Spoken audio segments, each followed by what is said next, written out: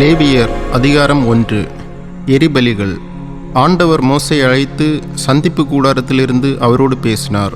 Israel மக்களோடு நீ பேசி அவர்களுக்கு சொல்ல வேண்டியது: உங்களுள் ஒருவர் ஆண்டவருக்கு நேர்ச்சை செலுத்த வந்தால் மாட்டு மந்தையிலிருந்தோ ஆட்டு மந்தையிலிருந்தோ கால்நடையை ஒப்பு கொடுப்பார். அவரது நேர்ச்சை மாட்டு மந்தையிலிருந்து எடுக்கப்படும் எரிபலி விலங்கு எனில் பழுதற்ற ஒரு காளையை அவர் படைக்க வேண்டும். ஆண்டவர் திருமுன் ஏற்புடையதாகுமாறு அதை சந்திப்பு கூடார நுழைவாயிலில் அவர் படைக்கட்டும். அவர் எரிபலியாக ஒப்பு கொடுக்கும் விலங்கின் தலைமேல் தம் கையை வைப்பார். அது அவருடைய பாவத்திற்கு கழுவாயாக ஏற்றுக்கொள்ளப்படும். அந்த இளம் காளையை அவர் ஆண்டவர் திருமுன் அடிப்பார். ஆரோனின் புதல்வராகிய குருக்கள் அதன் இரத்தத்தை கொண்டு வந்து சந்திப்பு கூடார நுழைவாயிலில் இருக்கும் பலிபீடத்தின் மேல் சுற்றிலும் தெளிப்பார். பின்பு அவர் எரிபலி விலங்கின் தோலை உரித்து பகுதி பகுதியாக துண்டிப்பார்.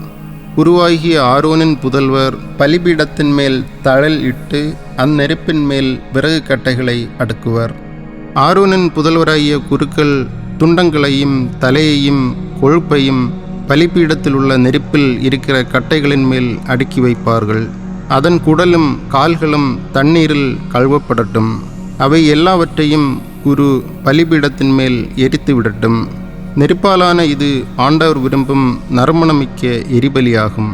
எரிபலியாக ஆட்டு மந்தையில் உள்ள செம்மறி அல்லது வெள்ளாட்டை கொண்டு வந்தால் அது பழுதற்ற கிடாயாக இருக்க வேண்டும். ஆண்டவர் திருமுன் பலிபீடத்தின் வடக்கு புறத்தில் பலி ஒப்பு கொடுப்பவர் அதை கொல்ல வேண்டும். ஆரோனின் புதல்வராகிய குருக்கள் அதன் இரத்தத்தை பலிபீடத்தின் மேல் சுற்றிலும் தெளிப்பார்கள். அவர் அதை பகுதிகளாக துண்டித்து துண்டங்களோடு தலையையும் கொழுப்பையும் சேர்த்து வைப்பார்.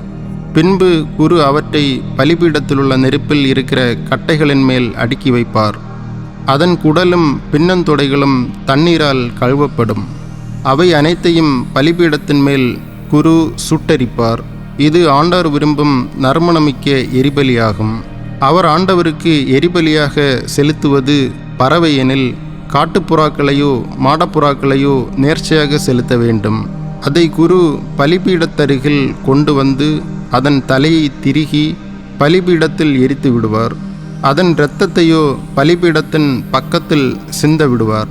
அதன் இரைப்பையையும் இறகுகளையும் அகற்றி அவற்றை பலிபீடத்தருகில் கிழக்கு புறமாக சாம்பல் இடுகிற இடத்தில் எரிந்து விடுவார்.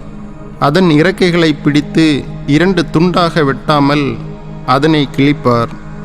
அவ்வாறு கிழித்த பின் குரு அதை பலிபீடத்தில் உள்ள நெருப்பில் இருக்கிற கட்டைகளின் மேல் சுட்டரிப்பார். இது ஆண்டவர் விரும்பும் நறுமணமிக்க எரிபலியாக இருக்கும்.